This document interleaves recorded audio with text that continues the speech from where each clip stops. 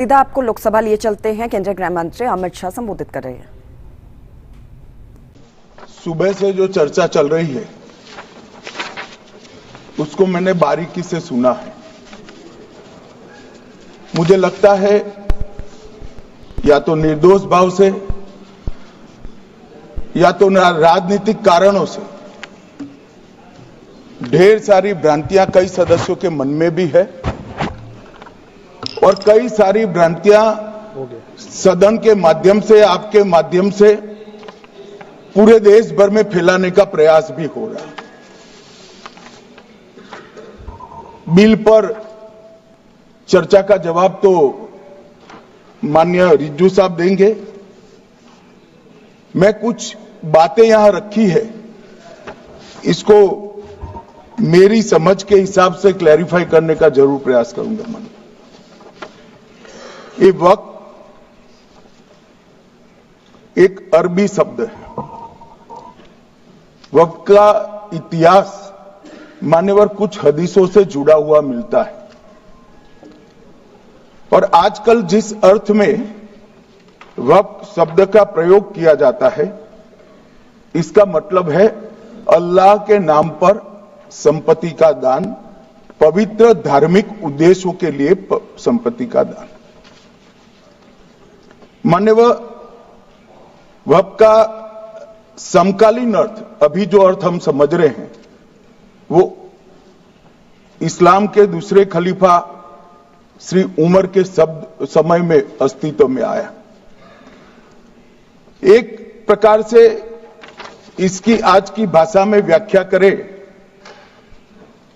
तो वक्फ एक प्रकार का चैरिटेबल एंडोनमेंट है और जहां एक व्यक्ति संपत्ति, भूमि या मूल्यवान संपत्ति धार्मिक या सामाजिक भलाई के लिए दान करता है, बिना उसको वापस लेने के उद्देश्य से वहां वक्फ की रचना कर। इसमें दान देता है, वो शब्द का बड़ा महत्व है। दान उस चीज का ही कर्ज किया जा सकता है जो हमारा है।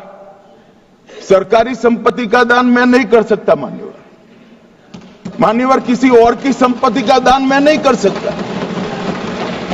दान उसी चीज का किया जाता है जो हमारा है। मान्यवर इसी विषय पर ये सारा जो बहस चल रहा है, चल रहा है। भारत का जहां तक सवाल है, दिल्ली में सल्तनत काल के प्रारंभ में मुइज़ुद्दीन घोरी के समय पर पहली बार वक्फ अस्तित्व में आया। अंग्रेजों के जमाने में 1863 के धार्मिक दान अधिनियम से चलता था। बाद में चैरिटेबल प्रॉपर्टीज एक्ट 1890 से चला। उसके बाद 1913 में मुसलमान वक्फ वैलिडेटिंग एक्ट अस्तित्व में आया। तब तक ये सारी प्रक्रियाएं चैरिटेबल एक्ट के तहत चलती थी। मान्यवर आजादी के बाद वही एक्ट को 1954 में वक्फ के केंद्रीकरण के लिए बदला गया। 95 में वक्फ न्याय अधिकरण और वक्फ बोर्डों की स्थापना की। अब ध्यान से सुनिएगा मान्यवर, वक्फ परिषद और वक्फ बोर्ड ये 1995 से आए। ये पूरा झगड़ा जो चल रहा है, आपने नॉन हिंदू को रख दिया और नॉन मुस्लिम को रख दिया, गैर मुस्लिम को रखा। वो झगड़ा वक्फ में दखल करने का है। पहले तो वक्फ में कोई गैर इस्लामिक सदस्य आएगा ही नहीं, ये स्पष्टता समझ लीजिए। ना मुतवल्ली गैर इस्लामिक होगा, ना वाकिफ गैर इस्लामिक होगा। मान्यवर वहां कोई प्रोविजन नहीं है। जो धार्मिक संस्थाओं का संचालन करते हैं उसमें कोई गैर मुस्लिम व्यक्ति रखने का प्रावधान किया भी नहीं है, हम करना भी नहीं चाहते हैं। मान्यवर इसलिए जो बड़े बड़े भाषण करते हैं कि समानता का अधिकार चला गया, दो धर्मों के बीच में समानता नहीं रही, मुसलमानों के धार्मिक अधिकारों के बीच में दखल खड़ी हो जाएगी। कुछ नहीं होने वाला मान्यवर। इस दृष्टि से देखें तो 1995 तक वक्फ की काउंसिल और वक्फ बोर्ड था ही नहीं, वो तो 95 से आया।